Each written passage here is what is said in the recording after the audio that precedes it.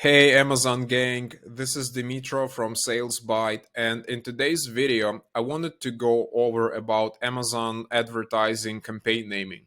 Now I see a lot of people talking about PPC optimization, different strategies, but I feel like the campaign naming doesn't get as much coverage, and I believe it's pretty important as well. So here I made a post on LinkedIn earlier with a few slides about how we like to structure and name our campaigns. So I'll have the link down below to the post on LinkedIn and on Facebook, so you can go and check it out. Now let's quickly go over it. So here is Amazon Ads SP keyword, sponsored products keyword campaign. So here is kind of how the full length campaign looks like. And here it breaks it down what everything means. So campaign type, sponsored products, or it can be sponsored brands, sponsored display, product identifier, so ASIN or SKU, and it goes together with our structure of one ASIN per campaign or at least one parent ASIN per campaign. So not mixing different ASINs from different parents in one campaign. Target source, so it can be STR, search terms report, or it can be brand analytics, search query performance, or it can be some software. Now that's not 100% necessary, you can get away with it, but we still kind of like to see and analyze where most of our keywords are coming from and their performance. Root keyword, so classic example, garlic press. So each product will have a large list of keywords, and those keywords will have the so-called roots. So like here is garlic press, but it can also be like garlic press stainless steel or garlic press plastic. And garlic press stainless steel can have its own list of keywords with more words. So it can be like garlic press stainless steel black, or garlic press stainless steel silver, or garlic press stainless steel large, small, durable. So the garlic press stainless steel can be also like a root keyword of its own. So we like to group these roots in their own campaigns because they tend to perform similarly, and also this way we can track how certain routes perform, because they can also have different relevancy to your specific product. Like again, your garlic press may be stainless steel, but you can also be getting sales from the plastic garlic press, but most likely it will be lower conversion and higher ACoS. So you wouldn't want to mix the plastic keywords with the stainless steel. You would want to create two campaigns with the plastic garlic press and with the stainless steel one, and track their performance. So yeah, that's the logic behind it. Timestamp.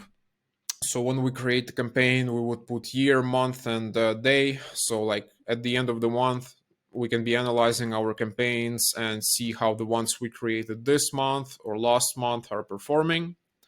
Manager tag.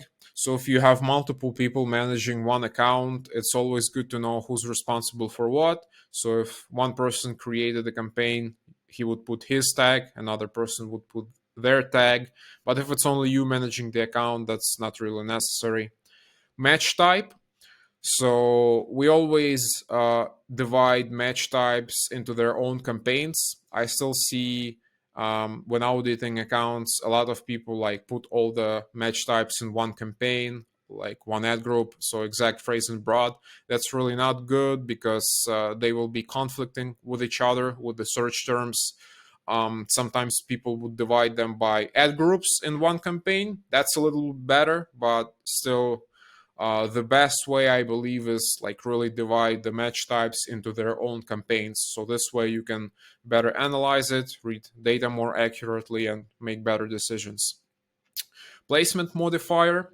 So if a campaign has some placement modifiers, we would put it in the name, like here TOS, top of search, or double P, product pages.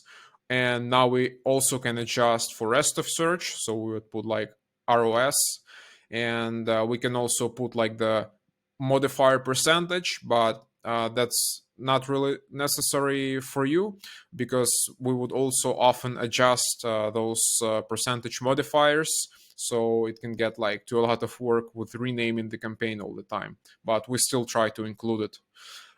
Campaign goal, so rank. And I made a video earlier about expert function in campaign manager, and I gave an example there of how I saw one campaign had high ACOS, but in the campaign name, I saw it had a goal of rank. So we would tolerate a higher ACOS for that campaign, because the rank campaigns usually are the like most important high search volume keywords, and usually they're like the most competitive, so they would tend to have higher ACOS. And the goal there is to get as much sales volume as possible, again, to rank on them. And as long as the conversion rate for those campaigns and keywords is good, we can tolerate higher ACOS, because again, we want that sales volume. So, and we will have a whole bunch of other campaigns with good performance that would mitigate this higher ACOS rank campaign. Now, that's it. You can also see like sponsored product targeting, sponsored brands keyword, and sponsored display, and they have their own things like audiences, ad formats. So again, you can go and check out my post on LinkedIn and Facebook. I'll have the links. Now let's jump into the campaign manager quickly. So here we got the campaign manager, and here we have the search bar, and we can input over here those tags. So like for SP, we will put this, and usually we put these like dividers, not sure what it's exactly called, but like you see this little divider, because sometimes we can have those two letters somewhere in our campaign naming, and it can trigger the unnecessary campaigns. So if we want to see the sponsored products, if we have the like SP somewhere and sponsored brands, it will trigger those as well.